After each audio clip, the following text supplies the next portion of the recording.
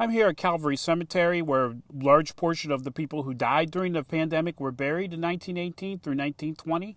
This section where I'm filming here is where adults and young adults were buried, while across the road are where children and infants were buried.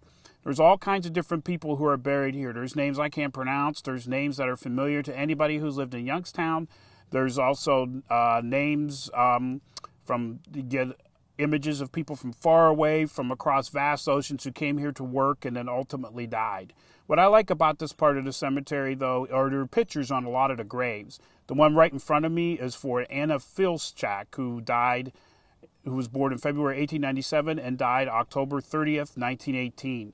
That was one of the hardest hit days of the flu, from reading the telegram, where they had at least 15 obituaries on that day.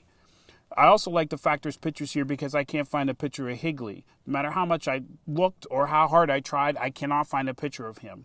I would love to put a face to the story of his tale of the people coming out to watch the bodies being taken out of Jefferson Elementary School. But here you could see other tales. Besides Anna's picture, there's also Joseph Novotny, 14, dressed up in his Sunday best for the picture that's taken there. He probably never thought, nor did his family think, that that picture would be on his grave. There's also Elizabeth Holshoe, who died in 1918, yet you can tell the kind of person she probably was, that her stone is relatively new. I'm not sure how old it is, but a lot of these stones here, the names are wiped away through time, through the elements, but her stone is brand new. So to me, that shows you what kind of person she was, that somebody cared about her enough to do that, even probably over 50, 60 years after she died. She was still a memory to someone and probably a blessing, which is why that stone was replaced.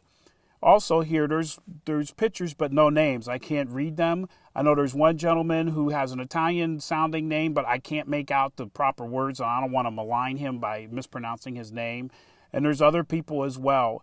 They all have their nice clothes on, their Sunday best, as if they were looking forward to the rest of their life, and it changed when they got sick and died.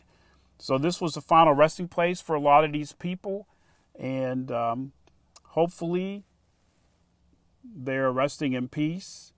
And it's just hard to comprehend the scale of death that went through the area at that time, but that's what happened. So this is Joe Gorman from Calvary Cemetery on the west side of Youngstown for WKB.